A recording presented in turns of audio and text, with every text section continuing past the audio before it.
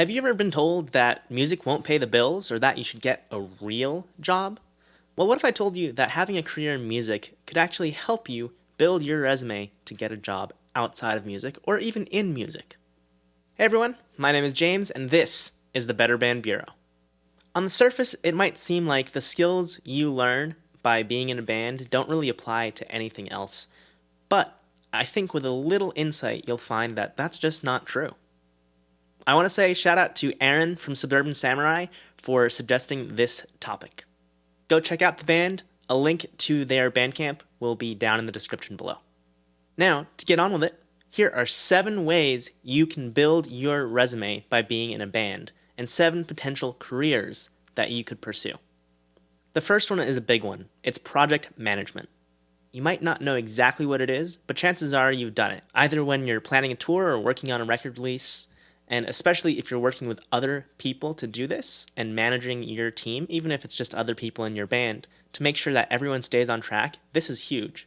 And a lot of companies that hire for 9 to 5s do look for people with extensive project management experience.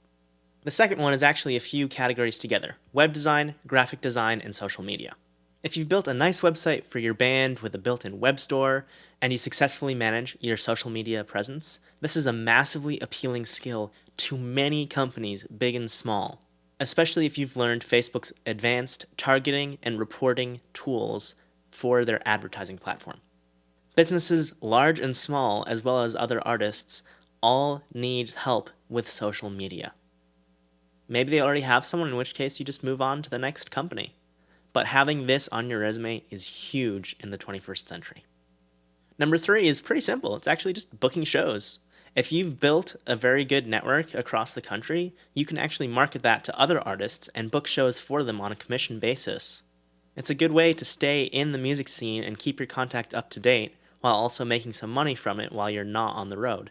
Or, in fact, you could even do this while you're on the road with your own band. As long as you have a laptop or a tablet that you can work with, there's nothing you can't do on the road these days. The fourth one is customer service skills.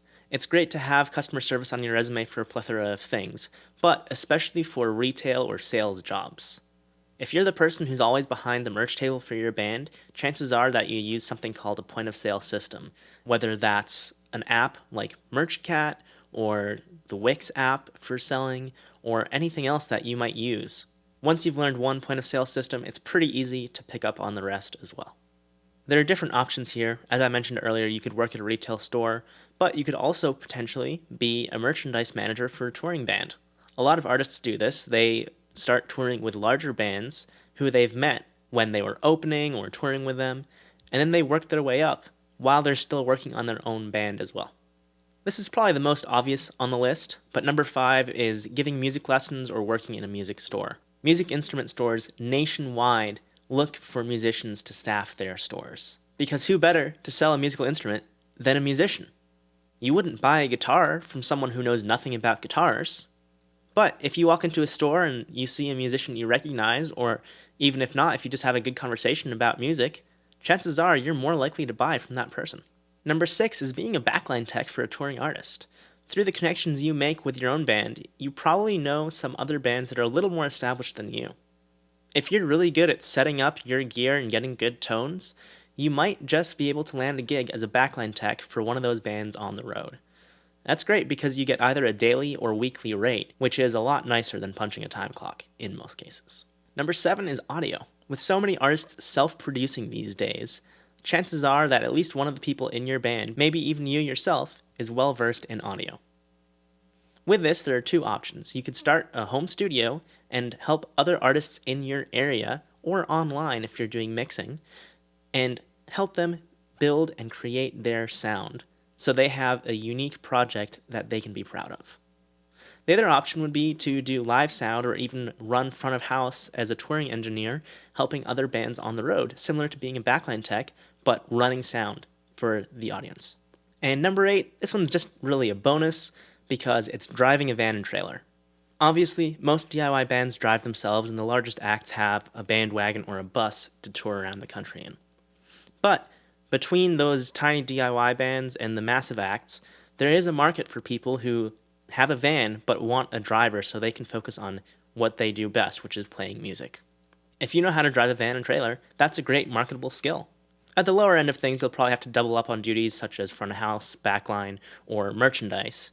But for the bands that are getting closer and closer to having a bandwagon or bus, they'll have dedicated drivers who only drive, and then you get a day room in a hotel to sleep while the band is loading in and playing their show. Then you drive overnight to the next city and rinse and repeat. Overall, I hope you see now that there are lots of ways you can build your resume by being in a band. Some of the skills that you would put on your resume are more niche than others, and I would definitely suggest that whenever you're applying to a job, whether that's a traditional job, like an office job or a retail job, or something on the road, tailor your resume to that specific application. Nothing is one size fits all, and if you can highlight all your touring experience to a job you're applying for in the touring world, that's great. But you wouldn't want to highlight all your touring experience for a 9 to 5 office job. You'd want to word it in such a way that you focus on the management skills or the customer service skills if you're going for a retail job. Thanks again to Aaron from Suburban Samurai for suggesting this week's topic. Again, go check out the band. The link will be in the description below. One last thing, there will also be a link down below. The Better Band Bureau band staff sheet is a resource for artists to find people in different categories like graphic design, audio, or touring staff, as well as several others. So they have a nice central place to go and compare different contractors or potential staff members before they hire someone.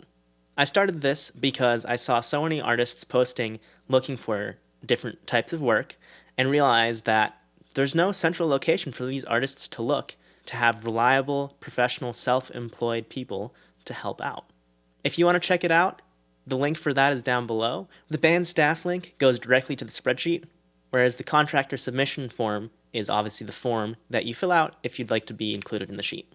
Thanks so much for watching, everyone. I hope you have an awesome week. I'll see you next Sunday, and keep rocking.